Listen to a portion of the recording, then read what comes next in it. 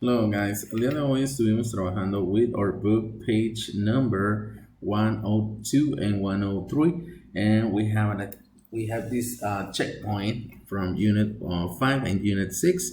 We have to first we have to color each of these subjects. Okay, ready?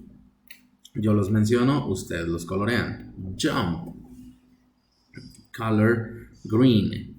Orange juice, pink. Soup, black. Table tennis, yellow. Soccer, blue. Ice cream, red. Team, purple. ¿Ok? Con esos. Después hicimos estas actividades, activity number 2 and 3, and remember you have to follow the arrows. We are going to begin with, are you playing volleyball? ¿Dónde está ese? Are you playing volleyball? Yes, I am. ¿Ok? ¿Dónde está? Aquí no le vamos a poner ninguna flechita. Ahí empezamos, de dónde está el volleyball. Now, next, would you like some fish? Yes, please. ¿Para dónde está ese? Would you like some fish, please? ¿Dónde estará? Bueno, ahí sí le ponen hacia qué lado avanzaron. Right or left. Okay, next. Can I have some soup, please? ¿Dónde está la soup? Up, down, left, or right. Can I have some juice, please? And the last one, can you kick? Yes, I am. Lo mismo con este lado. Ejercicio número 2, exercise 2.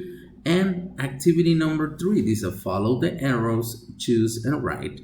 Tienen 1, 2, 3, 4, 5 words that you can use on these examples. Running. Yo les decía en clase. Yo creo que aquí está mal porque debería decir she. She is running. Pero nada más dice I'm. Bueno, pues hay que ponerle I'm running. Yo estoy corriendo.